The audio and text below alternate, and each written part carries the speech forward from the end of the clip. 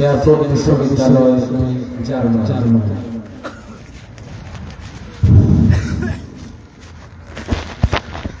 السلام عليكم ورحمة الله. إن الحمد لله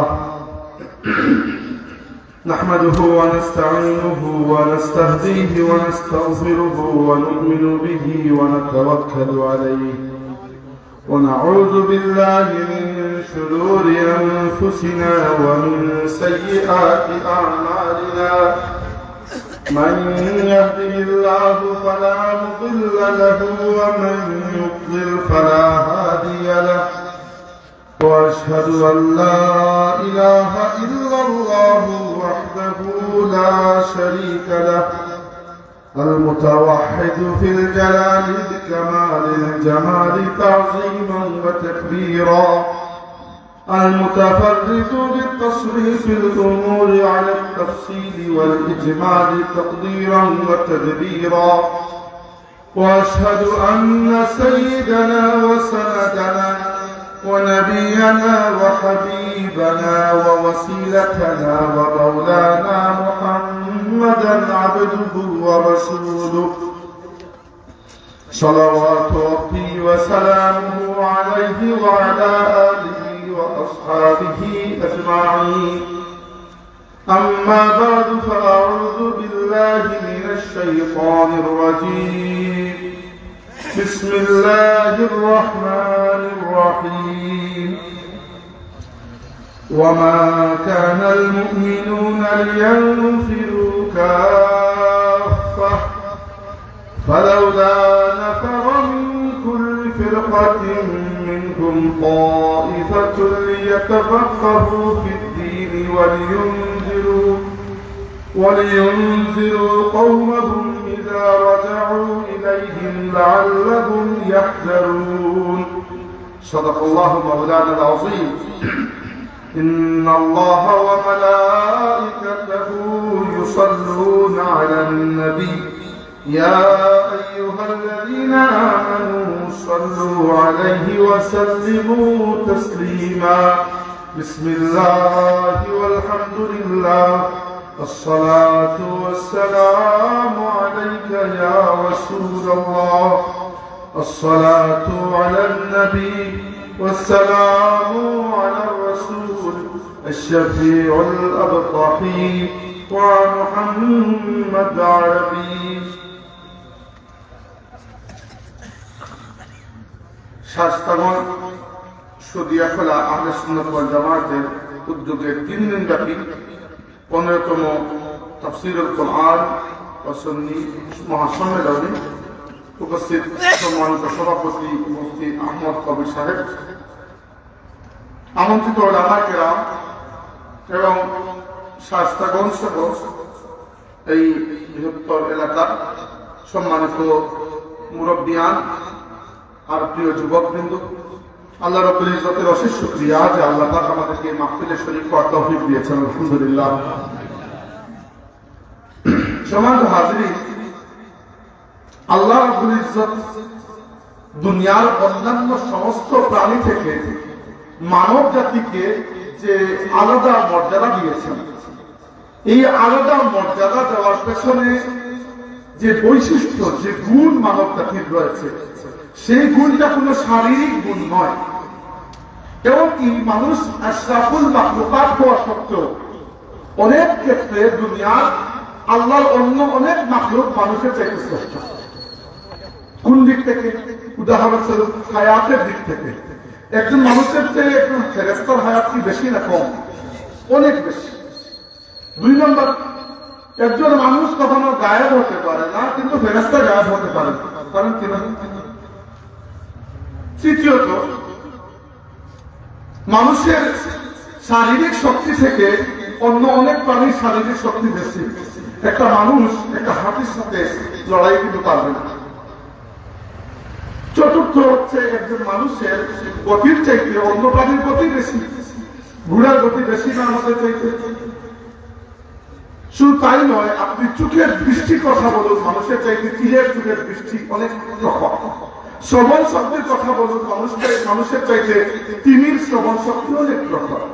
নাকের ঘ্রাণ শক্তি বলুন, মানুষের দেখতে এটা কুকুরের ঘ্রাণ শক্তি অনেক। তাইলে মানুষকে যে আশরাফুল মাখলুকাত আমরা বলি সৃষ্টির সেরা জীব, কোন দিক থেকে সৃষ্টির সেরা জীব? শারীরিক শক্তি বা শারীরিক কোন বৈশিষ্ট্য মানুষের চাই অন্য অনেক মাখলুকের অনেক বেশি।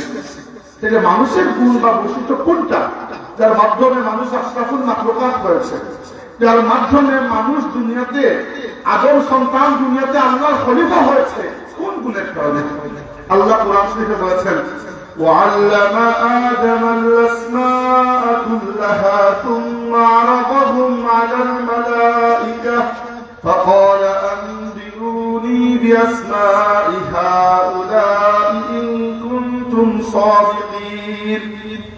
আল্লাহ রাব্বুল আলামিন আমাদের পিতা আদম আলাইহিস সালামকে তার সমস্ত সৃষ্টির মধ্যে যা কিছু আল্লাহ সৃষ্টি করেছেন সব কিছু নাম শিক্ষা দিয়ে দিয়েছেন। মানুষের সেই শক্তি যার মাধ্যমে মানুষ দুনিয়াতে শ্রেষ্ঠ হয়েছে সেটা হচ্ছে ইলম। আল্লাহ আমাদের বাবা আদম আলাইহিস সালামকে যে অমূল্য সম্পদ দান করেছেন তার নাম হচ্ছে ইলম। ইলম যে মহা নিয়ামত, এই নিয়ামত আল্লাহ তাবারাকা ওয়া তাআলা পুরো মাখলুকাতের মধ্যে অন্য কাউকে সেই রকম দান করেন নাই যেভাবে আল্লাহ মানব জাতিকে দান করেছেন। আর এই ইলমের সাথে রয়েছে আকল। আকল মানে হচ্ছে বুদ্ধি, কোন কিছু করার জন্য যে চিন্তা ভাবনা করে কোন একটা কাজের সিদ্ধান্ত নেওয়া, এটাকে আকল বলি আমরা। কখনো আপনার সাথে কেউ কোনো ব্যবহার করলে কিভাবে রিয়েক্ট করবেন এটা আপনার আকলের উপর নির্ভর করে। তো মানব জাতিকে যে দুটি গুণ, বা আমি দুটি বলতে চাই না, আমি একটি বলতে চাই, ইলম এবং আকল মূলত একই মুদ্রার একই টপিক। ইলমের জন্য আকলের প্রয়োজন, নইলে আপনি আলিম হয়েও আলিম হতে পারলেন না। আর আকলের জন্য কিছু মালুমাত, কিছু ইলমের প্রয়োজন, নইলে আপনি এমনিতে শুধু আকল দৌড়াইয়া কোথায় যাবেন। কারণ পৃথিবীতে অনেক আকলওয়ালা মানুষ ছিলেন, অনেক বড় বড় চিন্তাবিদ দার্শনিক ছিলেন, যারা চিন্তা করে করে স্রষ্টার মোটামুটি একটা পরিচয় বের করতে পেরেছেন। কিন্তু যেহেতু কোন নবীর প্রতি তারা ঈমান আনেন নাই, তার পরিপূর্ণ আল্লাহর মারফত তারা লাভ করেন নাই। তাই ইলমের একটা পর্যায়ে না পৌঁছালে শুধু আকল দিয়ে তো কিছু হবে না।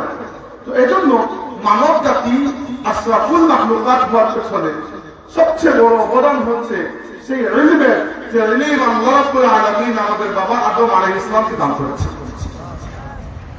এবার সেই ইলমের ব্যাপারে আল্লাহ তাবারাকা ওয়া তাআলা কোরআন শরীফে আমাদেরকে জানিয়েছেন, কুল হাল ইয়াস্তাউল্লাযীনা ইয়ালামুনা ওয়াল্লাযীনা লা ইয়ালামুন। হে রাসূল বলুন তাদেরকে, তোমরা কি মনে করো যারা জানে এবং যারা জানে না, যাদের মধ্যে ইলম রয়েছে আর যাদের মধ্যে ইলম নাই, তারা কি এক বরাবর? কোরআন কারীমে আল্লাহ তাবারাকা ওয়া তাআলা বলেছেন, ওয়ামা কানাল মুমিনুনা লিয়ানফিরু কাফা।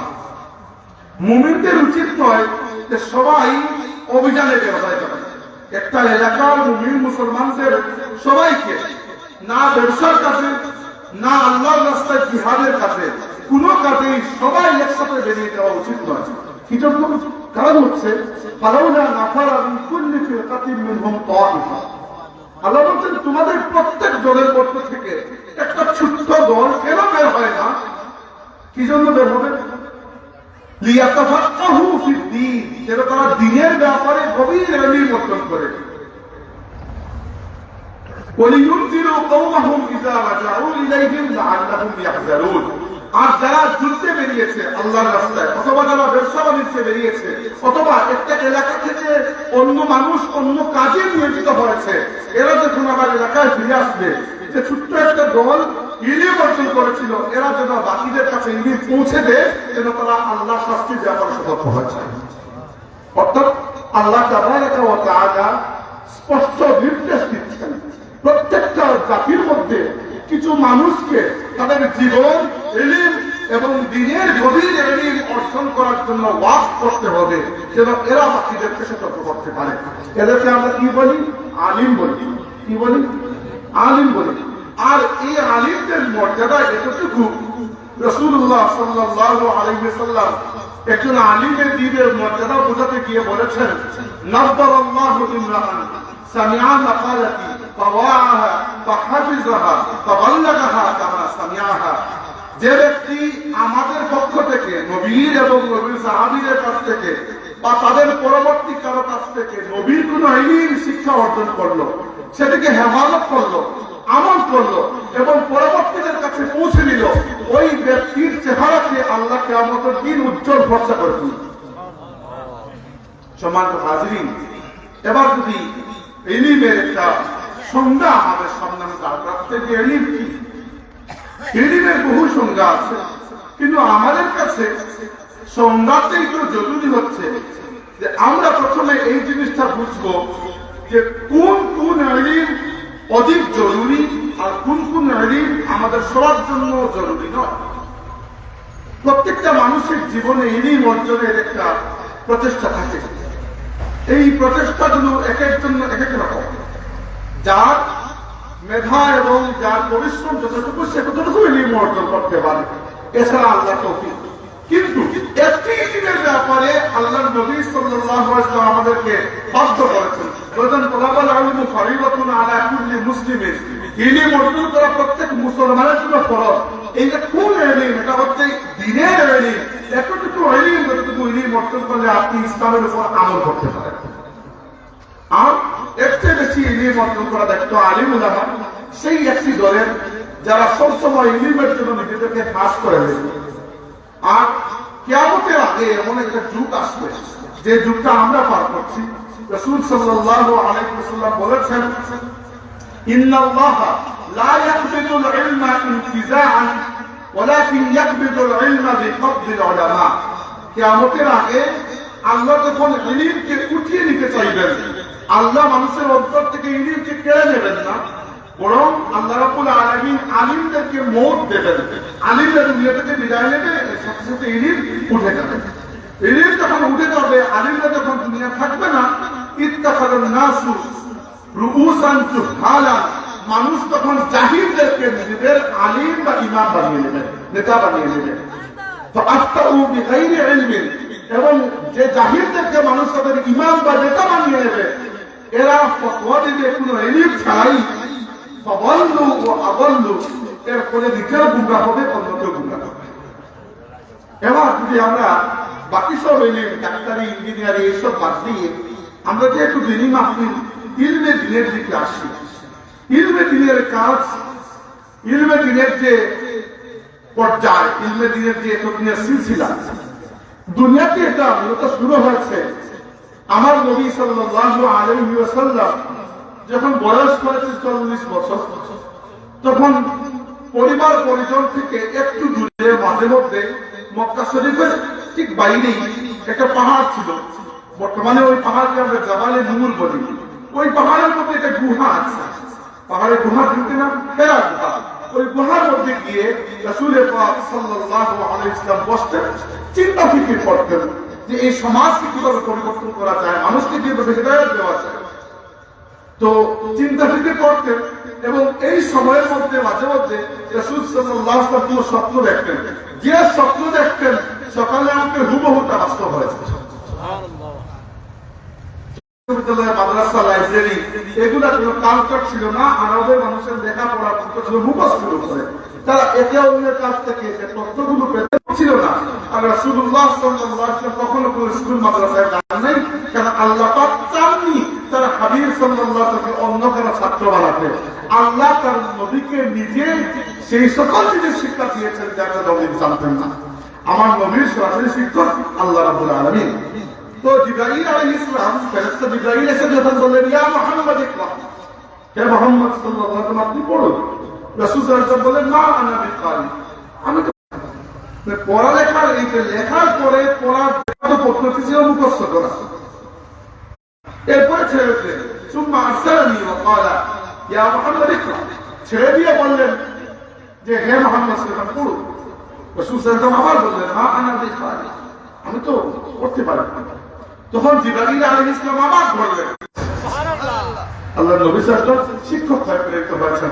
এবং এখনো আমরা যদি ইলমের পরিচয় জানতে চাই যে ইলম কি, উলামায়ে কেরাম বলেন যে আল ইলমু নূরুন ফি কলবিল মুমিনি মুক্তাবাসুন মিন মিসবাহি من مصابيح مشكاة النبوة صلى الله عليه وسلم من الأقوال والمحمدية والأفعال والأحوال অর্থাৎ ইনি হচ্ছে সেই নূর যে নূর রাসূলুল্লাহ সাল্লাল্লাহু আলাইহি ওয়াসাল্লামের কথা কাজ এবং অবস্থা এই নূরগুলোর পক্ষ থেকে যে নূর মুমিনের অন্তর পর্যন্ত পৌঁছে যায় সেটা নাম হচ্ছে আজকের যুগটা ইলমহীনতার যুগ এবং ইলমহীনতার কারণে আমাদের সমাজে নানা ধরনের ফিতনা ছড়িয়ে পড়ছে দিনের নামে ফিতনা, সমাজের মধ্যে ফিতনা, সাংস্কৃতিক ফিতনা এবং সর্বোপরি এমন সময় এসে যাচ্ছে যে সময়টি ইলমের থেকে আমলের থেকে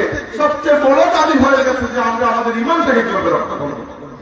এবং এতক্ষণ যে কথাগুলো বললাম তার সার কথা হচ্ছে ইলম বলুন, আমল বলুন, আখলাক বলুন, শরীয়ত বলুন, দ্বীন বলুন, আপনার ঈমান বলুন, সমস্ত আল্লাহ রাব্বুল আলামিন যা কিছু আপনার কাছ থেকে চান সব কিছুর একমাত্র উৎস আপনার জন্য আপনার নবী আকা মাওলা তাজদারে কাউনাইন সাইয়্যিদুল আম্বিয়া ওয়াল মুরসালিন রাহমাতুল লিল আলামিন আল মুস্তাফা ওয়াল মুজতাবা মুহাম্মাদুর রাসূলুল্লাহ সাল্লাল্লাহু আলাইহি ওয়াসাল্লামের জাতে পাক আল্লাহর হাবিবের সাথে আপনার সম্পর্ক যত গাঢ় হবে, তাআল্লুক যত মজবুত হবে, তাজিম এবং মহব্বতের সম্পর্কটা যত প্রগাঢ় হবে, আপনার মধ্যে ইলমের নূরও যত দেখা যাবে, আমলের শুদ্ধতাও দেখা যাবে, ঈমানের বাতিও আপনার মধ্যে চমকাবে।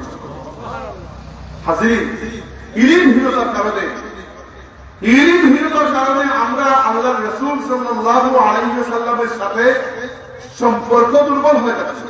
কারণ সাহাবায়ে কেরাম জানতেন আল্লাহর রাসূলের কি শান, আল্লাহর রাসূলকে আল্লাহ রাব্বুল আলামিন কোন পজিশন দিয়েছেন, নবী আমাদের জন্য কি করতে এসেছেন, কি করে গেছেন, উম্মতের জন্য আল্লাহর হাবিব সাল্লাল্লাহু আলাইহি ওয়াসাল্লাম কোন পর্যায়ে মহব্বত করতেন এবং কিয়ামতের ময়দানে নবী আমাদের জন্য কোন পর্যায়ে আল্লাহর কাছে শাফাআত করবেন। সাহাবায়ে কেরাম, আইম্মা মুজতাহিদিন, আমাদের সালাফে সালেহিনের কাছে সেই ইলম ছিল বলে আল্লাহর হাবিবের সাথে তাআল্লুক তারা মজবুত রাখতেন। আর আমাদের সমস্যা হয়ে গেছে, আমরা ইলমহীন পরিবেশের মধ্যে বড় হচ্ছি, আমাদের প্রকৃত ইলম অর্জন করতে আমরা সময় দেই না, আলিমদের সাথে তাআল্লুক কমে গেছে। এই জন্য আমাদের অন্তরের মধ্যে আল্লাহর হাবিবের তাজিম এবং মহব্বতের ঘাটতি দেখা দিয়েছে এবং সমাজে বেয়াদবি সহ আমাদের নেতৃত্ব হয়ে গেছে। আমরা যদি এগুলো থেকে মুক্তি চাই, আমরা আল্লাহ রাসূলের সাথে তাআল্লুক মজবুত করব। কারণ ইলমের নূরও ওখান থেকে আসে, আমলের পরিশুদ্ধিও ওখান থেকে আসে, আখলাকের সৌন্দর্য ওখান থেকে আসে, আর ঈমানের বাতিটাও চলে ওই নূর থেকে। রাসূল সাল্লাল্লাহু আলাইহি ওয়াসাল্লাম নিজে বলেছেন আবু বকর সিদ্দিক রাদিয়াল্লাহু আনহু কথা যে লাউ উযিনা ঈমানু আবু বকর ফি ঈমানিল আলামি লারাজাহা। আবু বকরের ঈমানকে যদি এক পাল্লায় তোলা হয় আর নবী রাসূল ছাড়া বাকি তামাম দুনিয়ার মানুষের ঈমানকে যদি এক পাল্লায় উঠানো হয়, আবু বকর সিদ্দিকের ঈমানের পাল্লা ভারী হয়। আমার প্রশ্ন হচ্ছে, আবু বকর রাদিয়াল্লাহু আনহু কোন ডিগ্রি ছিল? কোন বিশ্ববিদ্যালয় থেকে তিনি ডিগ্রি অর্জন করেছিলেন? কতটি কিতাব জীবনে পড়েছিলেন? মক্কায় কোনো লাইব্রেরি ছিল? মদিনায় কোনো লাইব্রেরি ছিল? কিছুই তো ছিল না। তাহলে এত বড় ইলম তিনি অর্জন করলেন, এত বড় ঈমান তিনি অর্জন করলেন, কিভাবে করেছেন? আল্লাহ রাসূলের সহবতে করেছেন। ওই নূরের সামনে যারা উপবিষ্ট হয়েছেন, ওই নূরের প্রেজেন্টে আল্লাহ তাদের অন্তরেও ঈমানের নূর পয়দা করে দিয়েছেন। আবু বকর সিদ্দিক রাদিয়াল্লাহু আনহু হিজরতের রাতে রাসূলুল্লাহ সাল্লাল্লাহু আলাইহি ওয়াসাল্লাম এবং আবু বকর সিদ্দিক রাদিয়াল্লাহু আনহু বের হয়েছেন। আবু বকর রাদিয়াল্লাহু আনহু একবার আল্লাহর রাসূলের সামনে যান, একবার পেছনে, একবার ডানে যান, একবার বামে। রাসূল যখন জিজ্ঞেস করলেন আবু বকর কি করছো, আবু বকর রাদিয়াল্লাহু আনহু বললেন, ইয়া রাসূলুল্লাহ, আমার যখন মনে হয় শত্রু সামন দিক থেকে আপনার উপর আক্রমণ করতে পারে, আমি সামনে চলে যাই। যখন মনে হয় পেছন দিক থেকে আক্রমণ করতে পারে, আমি পেছনে চলে যাই। যখন মনে হয় না পার্শ্ব থেকে আক্রমণ করবে, ডানে বামে, আমি তো চলে যাই। কারণ আমি তো একা মানুষ, আর একা মানুষ হিসাবে ইয়া রাসূলুল্লাহ আমি চাই চতুর্দিক থেকে যেন আপনাকে প্রোটেকশন দিতে পারি। রাসূল সাল্লাল্লাহু আলাইহি ওয়াসাল্লাম বললেন, আবু বকর, মা যাল্লুকা বিইসনাইনি আল্লাহু সালিসুহুমা, সেই দুজনের ব্যাপারে মানে আমার এবং তোমার এই দুজনের ব্যাপারে তোমার কি ধারণা? তাদের সাথে তৃতীয় জন সবসময় আল্লাহ তাবারক ওয়া তাআলা হাজির আছে। এইটা হচ্ছে আল্লাহর নবী আবু বকরকে তরবিয়ত দিচ্ছেন। এরপরে গায়ে সূফ গুহার মধ্যে 3 দিন 3 রাত পর্যন্ত শুধুমাত্র রাসূলুল্লাহ সাল্লাল্লাহু আলাইহি ওয়াসাল্লাম আর আবু বকর সিদ্দিক রাদিয়াল্লাহু আনহু উপস্থিত ছিলেন। একসময় তো মক্কার মুশরিকরা আল্লাহর রাসূল এবং আবু বকর রাদিয়াল্লাহু আনহুকে হত্যা করার উদ্দেশ্যে খুঁজতে খুঁজতে এসে ওই গুহার মুখ পর্যন্ত চলে এসেছে। আবু বকর রাদিয়াল্লাহু আনহু পেরেশান হয়ে গেলেন, ইয়া রাসূলুল্লাহ, এরা যদি নিজের পায়ের দিকে তাকায় নিচে আমাদের মাথা দেখতে পাবে। আবু বকর রাদিয়াল্লাহু আনহু নিজের জন্য ভয় করছিলেন না, চিন্তিত হচ্ছিলেন আল্লাহর রাসূলের কথা চিন্তা করে। রাসূল সাল্লাল্লাহু আলাইহি ওয়াসাল্লাম বললেন, আবু বকর লা তাহজান ইন্নাল্লাহা মা'ানা, ভয় পেও না, আল্লাহ আমাদের সাথে আছে।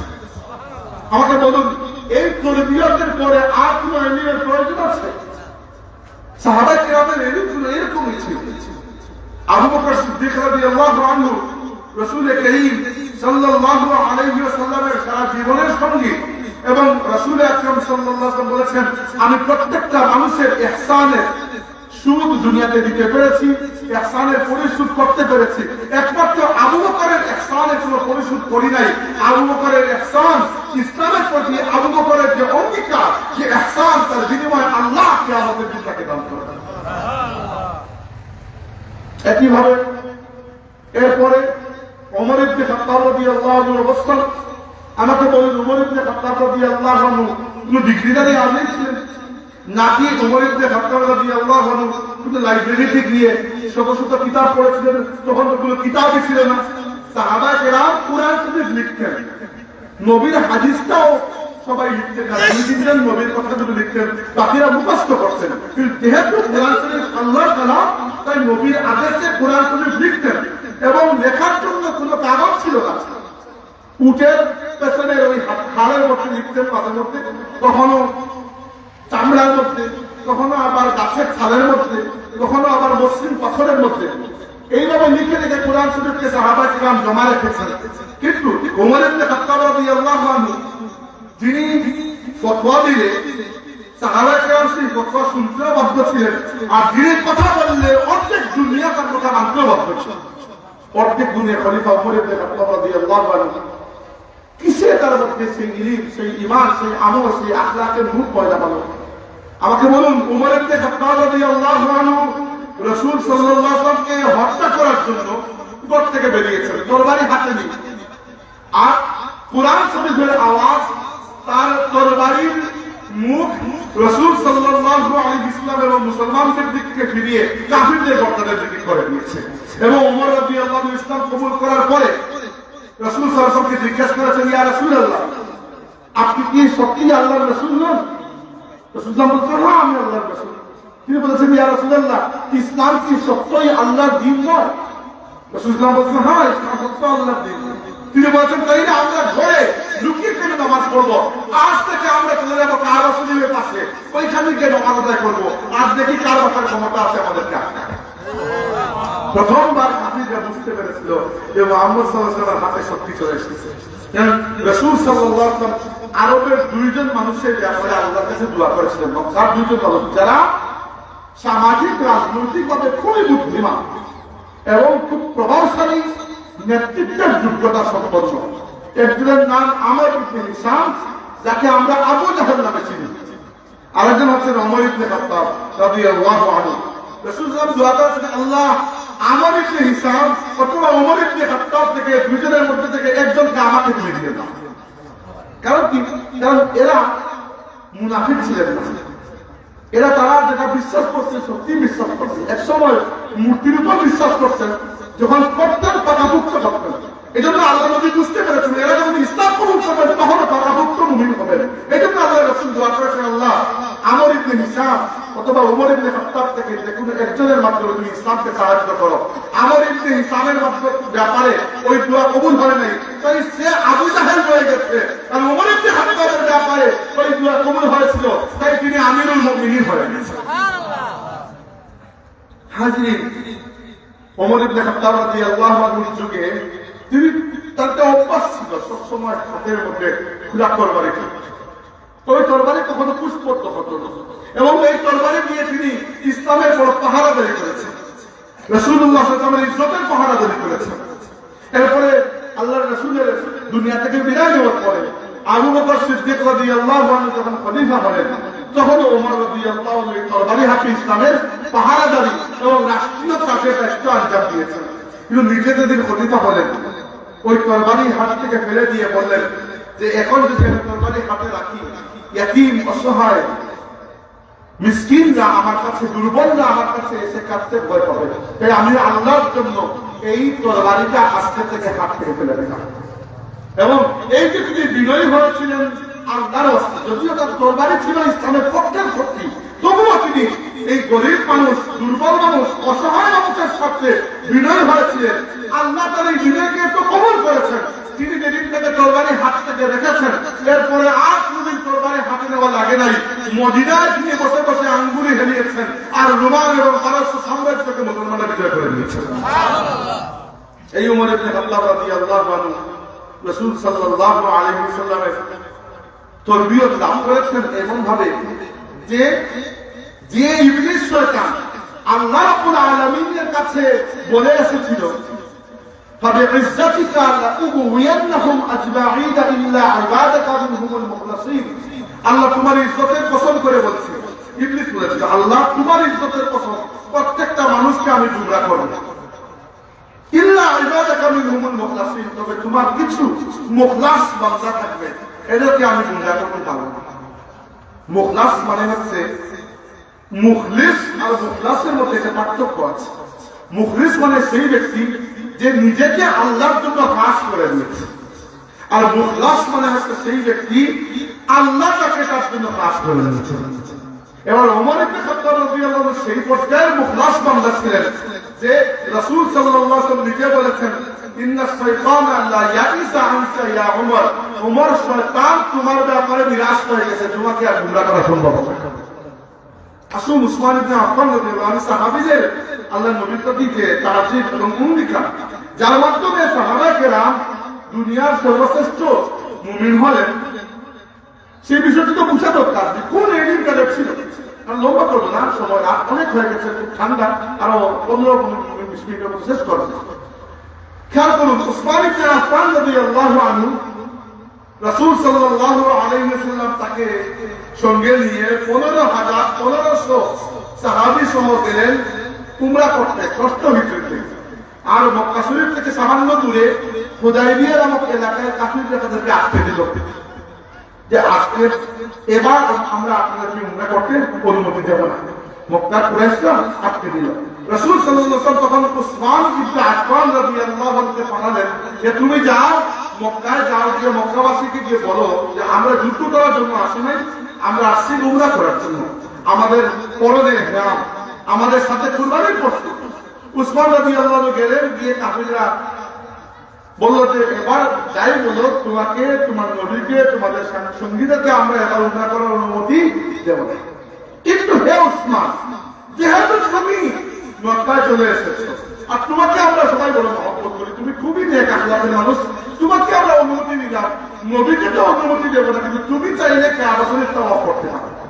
যেহেতু মক্কার ভিতরে চলে এসেছো, যেহেতু ইহরাম করে এসেছো, যেহেতু উমরার নিয়তে এসেছো, তুমি তাওয়াফ করে ফেলো, নবীকে আমরা অনুমতি দেব না। উসমান রাদিয়াল্লাহু আনহু বললেন, ওয়াল্লাহি মা আতুফু হাত্তা ইয়াতুফু বিহি রাসূলুল্লাহ সাল্লাল্লাহু আলাইহি ওয়াসাল্লাম, আল্লাহর কসম করে বলছি, আমার নবী যতক্ষণ কাবা শরীফে এসে তাওয়াফ না করবেন, আমি উসমান ইবনে আফফান কখনো কাবা তাওয়াফ করব না। এই অঙ্গীকারের কারণ কি? কারণ উসমান রাদিয়াল্লাহু আনহু বুঝতে পেরেছিলেন যে কাবা শরীফ যদি কেউ আমাদেরকে শিখিয়ে থাকেন, তিনি মুহাম্মদুর রাসূলুল্লাহ সাল্লাল্লাহু আলাইহি ওয়াসাল্লাম। নইলে আমরা তো কাবা শরীফের আশেপাশে 360টা মূর্তি দিয়ে রেখেছিলাম। কে এসে আমাদেরকে জানিয়েছেন যে কাবা তাওহীদের ঘর, কাবা আমাদের বাবা ইব্রাহিমের ঘর, কাবা আল্লাহর ঘর, কাবা মুমিনের কিবলা, এটা তো রাসূলুল্লাহ জানিয়েছেন। আর আজ তোমরা আমাকে বলছো যে নবীকে তাওয়াফ করার অনুমতি দিবে না, আমি করে যাব। আল্লাহর কসম করে বলছি, আমার নবী যতক্ষণ তাওয়াফ না করবেন, আমি উসমান কখনো তাওয়াফ করব না। উসমান রাদিয়াল্লাহু আনহুর সঙ্গে রাসূল সাল্লাল্লাহু আলাইহি ওয়াসাল্লাম তার 2জন মেয়েকে বিবাহ দিয়েছেন। রাসূলুল্লাহ সাল্লাল্লাহু আলাইহি ওয়াসাল্লামের 4 জন মেয়ে ছিলেন আর 3 পুত্র ছিলেন। 3 পুত্রের সবাই ছোটকালে ইন্তেকাল করেছেন। বড়দের নাম ছিল কাসিম ইবনে মুহাম্মদ, 2 নম্বরের আব্দুল্লাহ ইবনে মুহাম্মদ আর 3 নম্বরের নাম ইব্রাহিম ইবনে মুহাম্মদ আলাইহিস সালাতু ওয়াসসালাম। আর 4 কন্যা যায়নাব, রুকাইয়া, উম্মে কুলসুম, ফাতিমা রাদিয়াল্লাহু আনহা। এর মধ্যে 2 এবং 3 নম্বর কন্যা মানে উম্মে কুলসুম, রুকাইয়া এবং উম্মে কুলসুম রাদিয়াল্লাহু আনহা এদেরকে রাসূল সাল্লাল্লাহু আলাইহি ওয়াসাল্লাম বিয়ে দিয়েছিলেন উসমান রাদিয়াল্লাহু আনহু। রুকাইয়া যেদিন ইন্তিকাল করলেন, রাসূল সাল্লাল্লাহু বড় মেয়ে যার সাথে উসমান রাদিয়াল্লাহু আনহু বিয়ে হয়েছিল, উনি যেদিন ইন্তিকাল করলেন, রুকাইয়া দ্বিতীয় মেয়ে, উসমান রাদিয়াল্লাহু আনহু এরপর থেকে মুখের হাসিটা চলে গিয়েছে।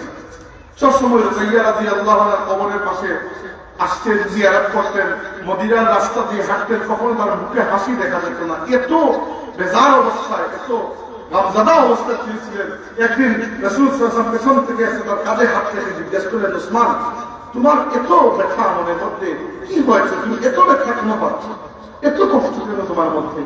তিনি বলেন, ইয়া রাসূলুল্লাহ, কষ্ট শুধু এজন্য নয় যে আমার স্ত্রী রুকাইয়া ইন্তেকাল করেছে, এটা তো কষ্ট আছে, কিন্তু কষ্টের মূল কারণ হচ্ছে ইয়া রাসূলুল্লাহ, আপনার মেয়ে রুকাইয়া বিয়ে করার কারণে আমি আপনার সাথে সম্পর্কিত ছিলাম। ইয়া রাসূলুল্লাহ, রুকাইয়া দুনিয়া থেকে বিদায় নেওয়ার কারণে আপনার সাথে আমার আত্মীয়তা হয়ে গেছে। রাসূল সাল্লাল্লাহু আলাইহি ওয়াসাল্লাম সাথে তার তৃতীয় কন্যা উম্মে কুলসুম রাদিয়াল্লাহু আনহাকে উসমান রাদিয়াল্লাহু আনহু দিয়ে দিলেন। এটা উসমান রাদিয়াল্লাহু আনহুকে কি বলা হয়? জিন্নুরাইন। আসলে আলী রাদিয়াল্লাহু আনহু, আলী রাদিয়াল্লাহু আনহু সেই ব্যক্তি যিনি একেবারে কম বয়স থেকে আল্লাহর রাসূলের কাছেই বড় হয়েছেন। তিনি খাদিজা রাদিয়াল্লাহু আনহার হাতেই মানুষ করেছেন। কারণ আবু তালিব, আলী রাদিয়াল্লাহু আনহুর বাবা, অনেক অনেক নেক মানুষ, যদি তিনি ইসলাম কবুল করেন না, কিন্তু ইসলামের জন্য তার খেদমত, তার ইহসান, আল্লাহর নবীর প্রতি তার যে ভালোবাসা, সেটার জন্য কমতি তাই সামাজিকভাবে তিনি অত্যন্ত ভালো মানুষ ছিলেন। যদিও ইসলাম কবুল করার তৌফিক তার হয় নাই, কিন্তু তাকে অন্য কাফিরের মতো আমরা মনে করি না, কারণ আল্লাহর নবীর সাথে তার সম্পর্ক এবং রাসূল সাল্লাল্লাহু আলাইহি ওয়াসাল্লামের প্রতি তার মহব্বতের কোনো সীমা ছিল না। আবু তালিব অত্যন্ত বড় একটি পরিবার ছিল তার, এবং 4 জন পুত্র ছিলেন, কন্যা সন্তান ছিলেন। যেহেতু তিনি নিজে রাসূল সাল্লাল্লাহু আলাইহি ওয়াসাল্লামকে লালন পালন করেছেন, তাই রাসূল সাল্লাল্লাহু আলাইহি ওয়াসাল্লাম যখন খাদিজা রাদিয়াল্লাহু আনহাকে বিয়ে করলেন, তখন আবু তালিবকে বললেন যে, চাচা, আপনার একটু পুত্র আমার কাছে দিয়ে দিন, আমি তাকে লালন পালন করে মানুষ করব। আবু তালিবকে ছোট পুত্র আলী রাদিয়াল্লাহু আনহুকে দিয়ে দিলেন রাসূল সাল্লাল্লাহু আলাইহি ওয়াসাল্লাম এবং খাদিজা রাদিয়াল্লাহু আনহা ঘরে। তাই রাসূল সাল্লাল্লাহু আলাইহি ওয়াসাল্লাম এবং আমাদের মা খাদিজা রাদিয়াল্লাহু আনহার তত্ত্বাবধানে আলী রাদিয়াল্লাহু আনহু লালিত হয়ে মানুষ করেছেন। রাসূল সাল্লাল্লাহু আলাইহি ওয়াসাল্লাম যখন ইসলামের দাওয়াত শুরু করেছেন, আল্লাহ রাব্বুল আলামিন ওহী নাযিল করলেন, ওয়া আনজির আশীরাতাকাল আকরাবিন। হে নবী, প্রথমে আপনার নিজের আশেপাশের মানুষ যারা, ওদেরকে ইসলামের দাওয়াত দিন। রাসূল সাল্লাল্লাহু আলাইহি ওয়াসাল্লাম একটা দাওয়াতের আয়োজন করলেন এবং নিজের বনু হাশিম খানদানের সবাইকে দাওয়াতে শরীক হতে আহ্বান করলেন। সবাই খেতে আসলো, পুরো খানদান, আবু লাহাব সহ, আল্লাহ নবীর চাচাতো আবু লাহাব। তো আবু লাহাব সহ সবাই খেতে আসলো। সবাই খেয়ে এমন গল্প শুরু করলো, রাসূল সাল্লাল্লাহু আলাইহি ওয়াসাল্লাম যে কারণে ডেকেছিলেন ইসলামের কথা বলবেন, ওটা বলার সুযোগ পেলেন না। সপ্তাহখানিক পরে আবার দাওয়াতের আয়োজন করলেন, আবার সবাই আসলো। খাবার শেষ করে রাসূল সাল্লাল্লাহু আলাইহি ওয়াসাল্লাম বললেন যে, আমি আপনাদেরকে দেখেছি এটা কথা জানানোর জন্য, এবং এই বলে তাদের কাছে ইসলামের দাওয়াত পৌঁছে দিলেন এবং নিজেকে নবী বলে তাদের সামনে উপস্থাপন করলেন। এবার চিন্তা করে দেখুন, আপনি একটা জায়গায় কথা বলছেন, একটা প্রশ্ন করেছেন, একটা দাবি করেছেন, সামনে মানুষ 20-50 জন বসা, কেউ আপনার জবাব দিয়ে নেই। কত বড় অপমান এটা! আল্লাহর রাসূল সাল্লাল্লাহু আলাইহি ওয়াসাল্লাম পুরো পরিবারের সামনে, পুরো খানদানের সামনে ইসলামের দাওয়াত দিয়েছেন, একটা মানুষ কেউ জবাব দিয়ে নেই, ইসলাম কবুল করে দিয়েছে। শুধুমাত্র 8 কিংবা 9 বছর বয়সী এক বাচ্চা উঠে দাঁড়িয়েছেন, দাঁড়িয়ে বলেছেন, আমার নাম হচ্ছে আলী, বাবার নাম আবু তালিব, আমি এই খানদানের সবার চাইতে বয়সে ছোট, আমার শরীরে শক্তি সবচেয়ে কম এবং আমার চোখের মধ্যে একটা সমস্যা আছে। আলী রাদিয়াল্লাহু আনহু চোখের মধ্যে একটা অসুস্থতা ছিল, সারা জীবন তিনি কষ্ট পেয়েছেন। আর খায়বারের যুদ্ধের সময় আল্লাহ নবী সাল্লাল্লাহু আলাইহি ওয়াসাল্লাম লব মুবারক লাগিয়ে দেওয়ার কারণে ওই চোখ শিফা হয়ে গিয়েছিল।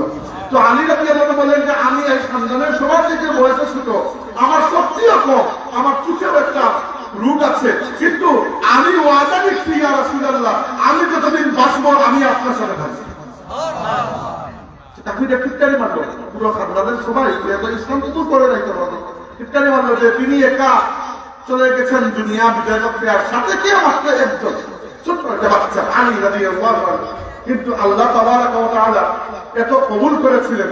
রাসূলুল্লাহ সাল্লাল্লাহু আলাইহি ওয়াসাল্লাম বলেছেন, আমার তারদাকা আনতা মিন্নি বিমানজিলাতি হারুন মিন মুসা গায়রা আন্নাহু লা নাবিয়্যা বা'দি আও কামা ক্বালা আলী, তুমি কি খুশি নও যে তোমার অবস্থান আমার সাথে এই রকম যেভাবে হারুন আলাইহিস সালাম মুসা আলাইহিস সালামের সঙ্গে ছিলেন।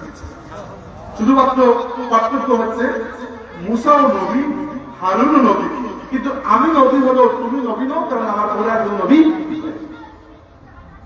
এরপরে দেখুন ইসলামের ক্ষেত্রে সাহাবায়ে কেরামের যে অবদান, আমি বলতে চাচ্ছি সাহাবায়ে কেরামের এই যে ফজিলতগুলো, যে ওমর রাদিয়াল্লাহু আনহু ব্যাপারে শয়তান নিরাশ হয়ে গেছে, উসমান রাদিয়াল্লাহু আনহু আল্লাহর নবী সাল্লাল্লাহু দুই কন্যার স্বামী, আলী রাদিয়াল্লাহু আনহু আল্লাহর নবীর এরকম সঙ্গী, যেভাবে হারুন ছিলেন মুসার সঙ্গী, আবু বকর দুনিয়ার মধ্যে শ্রেষ্ঠ ইমানদার, এই যে ফজিলতের দৃষ্টান্তগুলো বলছিল, তারা কোন বিশ্ববিদ্যালয় থেকে ডিগ্রি হাসিল করেছে, কোন লাইব্রেরি থেকে কিতাব নাড়াচাড়া করেছেন, কোন কিতাব ছিল, তার মানে কি বুঝলাম আমরা? ইমান বলেন, ইলম বলেন, ইবাদত বন্দেগী বলেন, আমল বলেন, আখলাক বলেন, ইহসান বলেন, যা কিছু বলেন, মুমিনের জন্য সব কিছুর একমাত্র উৎস নূরে মুহাম্মদী সাল্লাল্লাহু আলাইহি ওয়াসাল্লাম, এছাড়া আর কোনো উৎস নাই। আপনি বলবেন যে কোরআন শরীফ তো আমাদের হেদায়েতের উৎস, হ্যাঁ অবশ্যই কোরআন হেদায়েতের উৎস, এতে কোনো সন্দেহ নাই, কিন্তু কোরআন শরীফ যে আল্লাহর কালাম, এটাও তো আপনাকে নবী বলেছেন। জিবরাইল আলাইহিস সালাম তো আপনার উপর কোরআন নাযিল করেছেন, তাকে কোরআন নাযিল হতে আপনি দেখেছিলেন? দেখেন নাই তো। সাহাবীরা হয়তো দেখেছেন, তাদের চোখের সামনে কোরআন নাযিল হয়েছে, চোখের সামনে নবীর প্রতি ওহী এসেছে, আপনি তো দেখেন নাই, আপনি তো নবীকেও দেখেন নাই।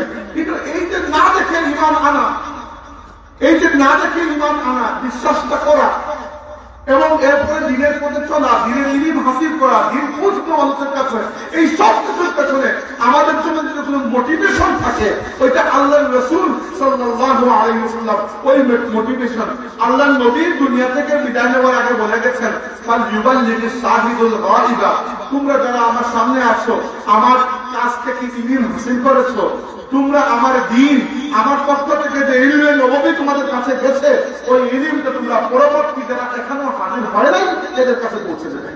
তো আমরা তো সবাই এই দেখতে পালন করছি। আলী মুদাবা ফুলতলি সাহেব রহমতুল্লাহ আলাইহির কথাই ধরুন, আল্লাহর ওলি যেখানে দিয়েছেন মসজিদ, মাদ্রাসা, দারুসিয়া প্রতিষ্ঠা করেছেন, কি জন্য করেছেন? ওই আল্লাহর রাসূলের ওই আদেশ মানার জন্য, যে তোমরা যারা ইলম অর্জন করেছো, দ্বীন হাসিল করেছো, তারা যারা দ্বীন হাসিল করে দেয় এদের কাছে দ্বীন পৌঁছে দাও। এভাবে শাহজালাল মুজাদ্দিদ ইয়ামানি রাহমাতুল্লাহ আলাইহি এই বাংলাদেশের সিলেটের জমিনে কেন এসেছেন? আল্লাহর নবীর ওই আদেশ পালন করতে, যে দ্বীন পৌঁছে দাও। আমরা আজকে এত রাতে বলে দেখেন, আমার বাসা সিলেটের সুবানি বাড়ি ফুলতলিতে, আমি রাত কয়টা বাজে, প্রায় 12টা, আমি বসে আছি চেষ্টা করি সিলেট যেতে পারবে 2 ঘন্টার উপরে, কেন এখানে এসেছি? আচ্ছা, আমার আসার পেছনে 10টা কারণ থাকতে পারে, আপনাদের এখানে আসার পেছনে একটাই কারণ, যে আল্লাহ এবং আল্লাহ রসুলের কথা শুনবো, আল্লাহর দ্বীন শিখবো। তো এই আদেশ আমরা সবাই পালন করছি। আপনাদেরকে আমি মুবারকবাদ দেই যে আপনারা এই মাহফিলের আয়োজন করেছেন। এরকম মাহফিল আমাদের কাছে দ্বীন পৌঁছানো, দ্বীন শিক্ষা এবং শেখানোর একমাত্র মাধ্যম। নইলে সবাই তো আর আলিম নয়, সবাই তো আর মাদ্রাসায় পড়ে মুহাদ্দিস হয় নাই। দ্বীন আমরা কিভাবে পৌঁছাবো? এই মাহফিলগুলোর মাধ্যমে আমরা মানুষের কাছে দ্বীন পৌঁছাই। আপনারাও শিখেন, আমরাও শেখানোর চেষ্টা করি, আমরা সবাই মিলে আমল করি।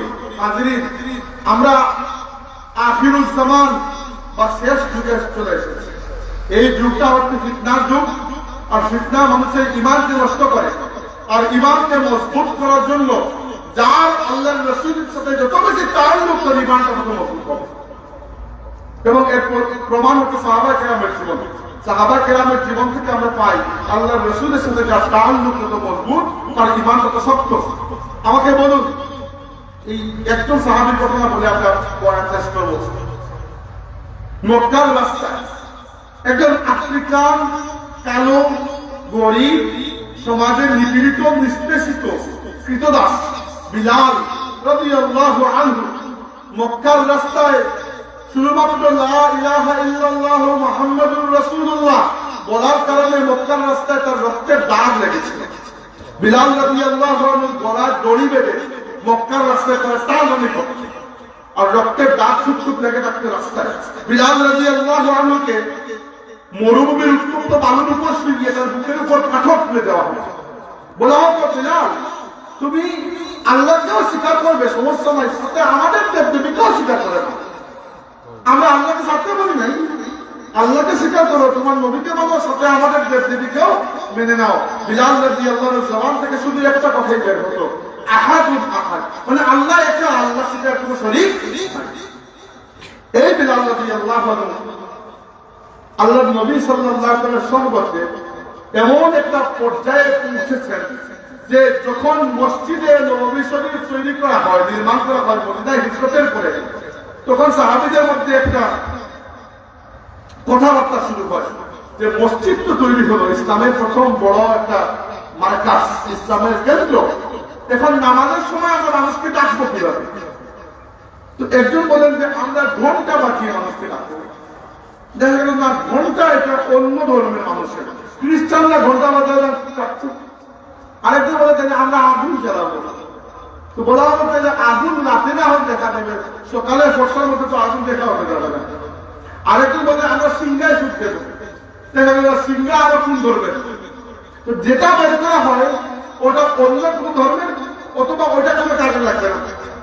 সবাই চলে গেল। রাত্রে দুইজন সাহাবী স্বপ্নে দেখলেন যে আল্লাহ তাবারক ওয়া তাআলার পক্ষ থেকে তাদেরকে আযানের বাণীগুলো শিখিয়ে দেওয়া হয়েছে। সকালে এসে তারা যখন বললেন এবং তারা নিজের মনের মধ্যে একটি ইচ্ছা পোষণ করলেন যে যদি রাসূল সাল্লাল্লাহু আলাইহি ওয়াসাল্লাম এই পদ্ধতিতে আযান বা নামাজের জন্য ডাকাডাকি করাকে কবুল করে নেন, তাহলে আমি যেন আল্লাহর নবীর প্রথম মুয়াজ্জিন, ইসলামের প্রথম মুয়াজ্জিন হতে পারি, এইটা খায়েশ সবার মধ্যে ছিল। এবং এটা টাকা কোনো অপরাধ নয়, ভালো কাজের ইচ্ছা তো থাকবেই।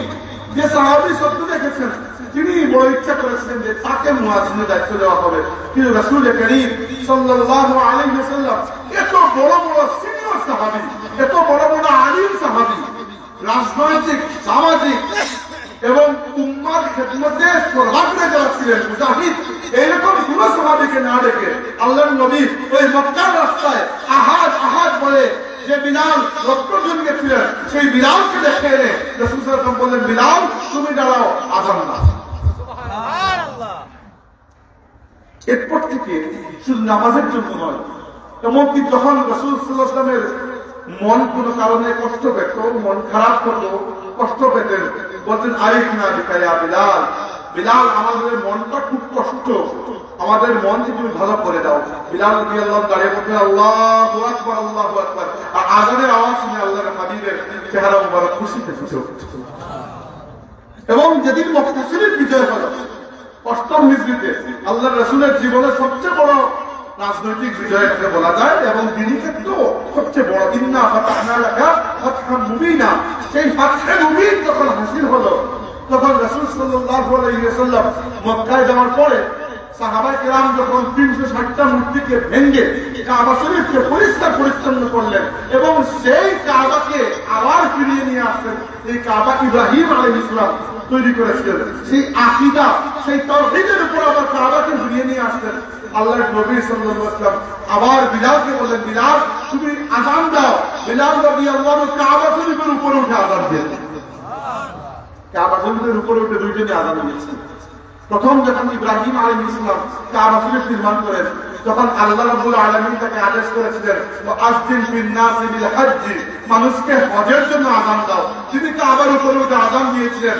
আর 8ম হিজরিতে আমার নবীর সাহাবী, সেই এক সময়কার আফ্রিকান কালো কৃতদাস, যিনি আমার নবীর ইষ্ট মহব্বতে, যার ইমানের দূরে অন্তরটা পরিপূর্ণ ছিল, সেই বিলাল রাদিয়াল্লাহু আনহুকে কাবা শরীফের উপরে উঠিয়ে আমার নবী দেখিয়ে দিয়েছেন যে আল্লাহ রাব্বুল আলামিনের কাছে কার রং কোনটা, কার জাতি কোনটা, কার জাত কোনটা, কার সময়, কার এলাকা কোনটা, এইগুলা কেউ দাম নাই, আল্লাহর কাছে তার দাম বেশি দেয়, অন্তরটা সবচেয়ে বিস্তার পায় পরিপূর্ণ। বিলাল রাদিয়াল্লাহু আনহু ইসলামের প্রথম মুয়াজ্জিন হয়েছেন। এরপর দেখেন আপনারা সাহাবা কিরামের মধ্যে আল্লাহর রাসূলের বাগানের মধ্যে এক একজনের ফুল ছিলেন।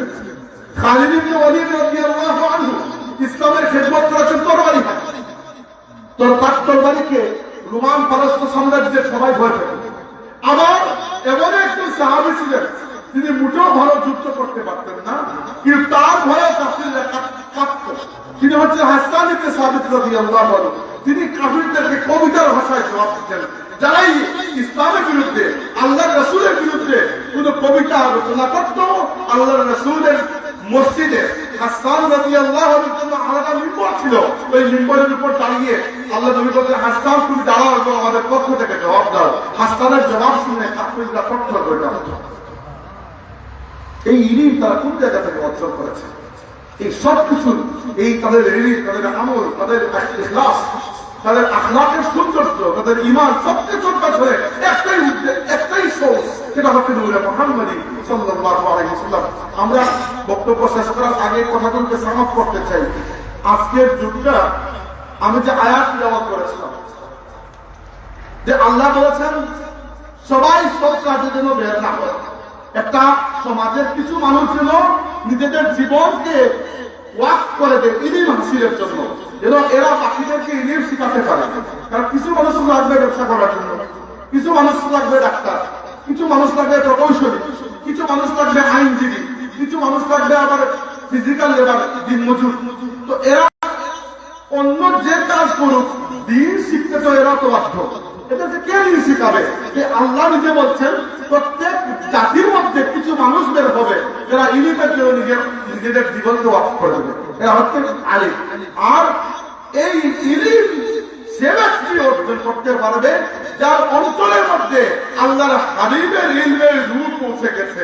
নইলে কিতাব পড়ে যদি শুধুমাত্র আলিম হওয়া যেত, সাহাবায়ে কেরামের পক্ষে তো আলিম হওয়া সম্ভব ছিল না, কারণ মক্কায় কোনো কিতাবই ছিল না।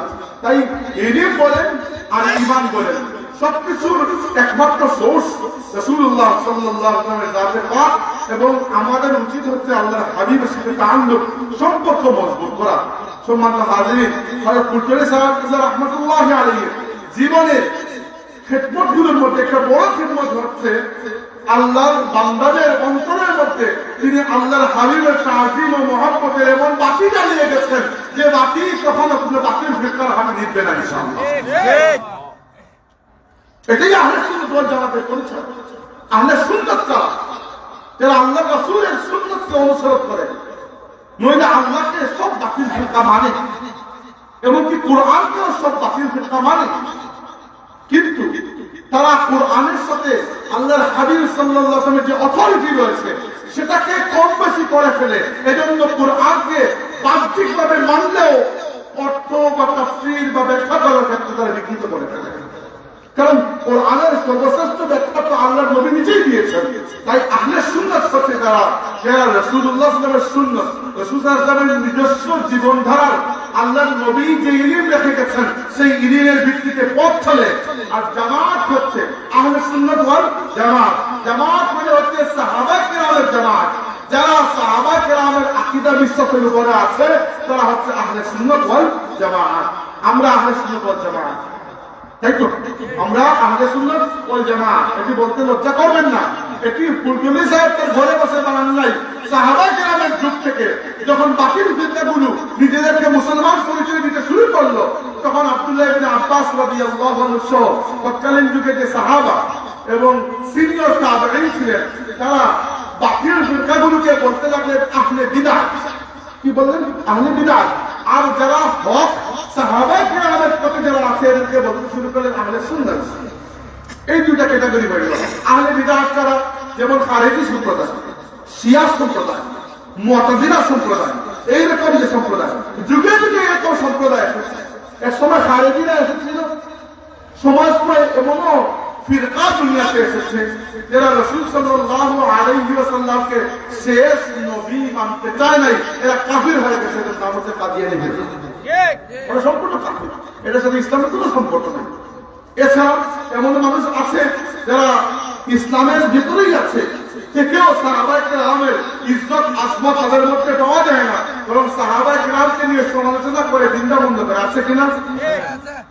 এছাড়াও আরো কিছু আছে আছেন যারা ইসলামের এই 1450 বছরের যে ইলমি খেদমত উলামা কেরামের সবকিছুকে অস্বীকার করে, তারা কোনো মাযহাব অনুসরণ করতে চান না, কোনো কিছু মানতে চান না, বরং তারা তাকলিদ বা কোন একজন আলিমের ফতোয়াকে অনুসরণ করার এই বিষয়টাকে শিরকের পর্যায়ে তারা ফতোয়া দিয়ে দেয়। তারা বলে এটাকে শিরক, এবং তারা নিজেদের মতো করেই সবকিছুকে অনুসরণ করেন, নিজেদের মতো করেই বানিয়ে নেন। এবং এই বানিয়ে নেওয়ার ফলে কি হয়, দুই একটা জায়গায় হয়তো তারা সহিহ হাদিস পেয়ে যান, বাদ বাকি জায়গায় তারা এমন ভাবে ঢুকলে পাঠিয়ে দেন যে তাদের মধ্যে দেখবেন কোনো ইউনিটি নাই, একজন এক সময় এক কথা দিয়ে বেড়াচ্ছে। এটা কি জন্য হয়েছে? যে উলামায়ে কেরামের যে মূলনীতি রয়েছে, আইম্মা মুজতাহিদিনের যে মূলনীতি রয়েছে, এই মূলনীতি থেকে যদি আপনি সরে যান, আপনি আর ইউনিটের কালচারের মধ্যে থাকবেন। একটু মানুষ যদি মনে করেন যে আমি মেডিকেল কলেজে যাবো না, সিলেট যাবো বা হবিগঞ্জ বাজারে হাসপাতাল বাজারে গিয়ে অপারেশন কিভাবে করে এর উপর একটা বই কিনে নিয়ে এসে পড়বো, আপনার কি মনে হয় আপনি ওই ব্যক্তিকে গিয়ে নিজের অপারেশন করাবেন? সাহস হবে না। কারণ কি, মেডিকেল সায়েন্সের যে ট্রেডিশন, যে কালচার রয়েছে, আপনি ওটা থেকে চলে গেছেন। হ্যাঁ, যদি কোনো এমন আলিম থাকেন যার মধ্যে রুসুখ রয়েছে, ইলমের মধ্যে অমর রয়েছে, তিনি যদি একটা ফতোয়া দেন এটা সাথে, সেই ফতোয়া আমি মানি কি না মানি, আমি তাকে শ্রদ্ধা করবো। কিন্তু প্রত্যেক জাহির উঠে যদি বলে যে আমি ইমাম আবু হানিফাকে মানি না, আমি কোনো মাযহাব মানি না, আমি শুধুমাত্র নিজের তাহকিককে মানি, তাহলে বোঝা যাবে ওই ব্যক্তি শীঘ্রই গুমরাহির রাস্তাতে বুঝতে যাবে। এছাড়া আজকের যুগে আরো ফিতনা শুরু হয়েছে, যেমন আহলে কুরআন নামক একজন ফিতনা বের হয়েছে, যারা বলে যে শুধু কুরআনকে মানি, আল্লাহর নবীর হাদিস এবং সুন্নতকে মানি না। আরেকজন বের হয়েছে, তাদেরকে বলা হয় মডার্নিস্ট বা প্রগ্রেসিভ। তারা কি করে, ইসলামকে সেইভাবে ব্যাখ্যা করে না যেভাবে আমাদের উলামা কেরাম, সালাফুস সালিহিন, আউলিয়া কেরাম ব্যাখ্যা করেছেন, বরং তারা ইসলামকে আধুনিক এবং যুগোপযোগী করতে গিয়ে ইউরোপ, আমেরিকা, পশ্চিমা বিশ্বের খেয়াল খুশি অনুযায়ী ইসলামকে আধুনিক ব্যাখ্যা করতে চায়, এবং আধুনিক ব্যাখ্যা করতে গিয়ে ইসলামকে আল্লাহর রাসূল এবং সাহাবা কেরামের পথ থেকে সরিয়ে নিজের ইচ্ছা মতো কোরআনকে ব্যাখ্যা করে বিকৃতি করে। এইগুলো কি জন্য হয়েছে জানেন? ইলিম তো তারা অর্জন করেছে, কিতাব কি তারা পড়ে নাই? আমি যাদের কথা বলছি এরা কি কিতাব কম পড়েছে নাকি? কম পড়ে নাই, কিন্তু ওই আসল সে জায়গা থেকে নূরের আলো আসার কথা ছিল, ওই জায়গার থেকে তাআল্লুকটা উইক হয়ে গেছে, দুর্বল হয়ে গেছে। এই জন্য যে ইলিম এসেছে, ওই ইলিমটা পুরোপুরি রহমানি ইলিম, পুরোপুরি নববী ইলিম আসলে ওই ইলিমের মধ্যে কিছু শয়তানিও ঢুকে গেছে। সম্মানিত হাজিরিন, আমাদের জন্য একান্ত প্রয়োজন হচ্ছে প্রকৃত আলিমদেরকে পরিচয় করা, এদেরকে শ্রদ্ধা করা, এদেরকে অনুসরণ করা। হ্যাঁ, অনুসরণটা এমন নয় যেভাবে নবীকে করেন না। নবীকে আপনি অনুসরণ করবেন কোন চ্যালেঞ্জ ছাড়া, কোন শর্ত ছাড়া, কোন তর্ক ছাড়া। নবীর সাথে তর্ক করা যায় না, কিন্তু বাকি উম্মতের মধ্যে কাউকে যদি অনুসরণ করেন, দেখতে হবে ওই ব্যক্তি নবীকে অনুসরণ করে কিনা। কেউ যদি নবীকে অনুসরণ করে, তাইলে আমি তাকে অনুসরণ করতে পারি। আর দ্বিতীয় কথা হচ্ছে, ইলমের কালচারটা মূলত একটা নূরের কালচার, ট্রেডিশন। এই নূরটা আল্লাহর হাবিব দুনিয়াকে দেখিয়ে দিয়েছিলেন। তিনি ছিলেন দাঈয়ান ইলাল্লাহ, তিনি ছিলেন সিরাজাম মুনীর। তিনি সাহাবী কাব ইবনে যুহাইর রাদিয়াল্লাহু আনহু বলেছেন, ইন্না রাসূলুল্লাহি লানূরুন ইউস্তাবাউ বিহি মুহান্নাদুম মিন সুয়ুফিল্লাহি মাসতুলু। রাসূলুল্লাহ জামাতের সেই নূর যার মাধ্যমে দুনিয়া আলোকিত হয়েছে। সাহাবী বলেছেন, ইন্না রাসূলুল্লাহি লানূরুন ইউস্তাবাউ বিহি, রাসূলুল্লাহ হচ্ছে সেই নূর যার মাধ্যমে দুনিয়া আলোকিত হয়েছে। মুহান্নাদুম মিন সুয়ুফিল্লাহি মাসতুলু, আল্লাহর সুন্দর সাজানো তরবারিগুলোর মধ্যে তিনি হচ্ছে হিন্দের তরবারি। তো আল্লাহর রাসূলের সাথে সম্পর্কটা যতটা মজবুত, তার মধ্যে ইলমও আসবে, তার মধ্যে ঈমানও আসবে। আল্লাহ পাক আমাদেরকে প্রকৃত আলিমদেরকে অনুসরণ করার তৌফিক দান করুন, আমরা বলি আমিন। আল্লাহ পাক আমাদেরকে হক আকীদার উপর রাখুন এবং ঈমানের উপর মৃত্যু দান করুন, আমরা বলি আমিন। আল্লাহ পাক এখানে আমরা যারা উপস্থিত হয়েছি প্রত্যেককে পাক মদিনার মেহমান বানান, আমরা বলি আমিন।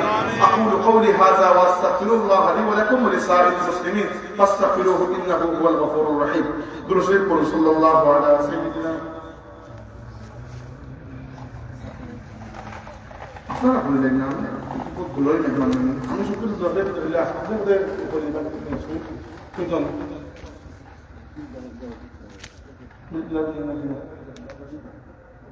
আচ্ছা, দুশো করে দোয়া করেন। মিলাদের তোমরা শেষ দিন পড়বা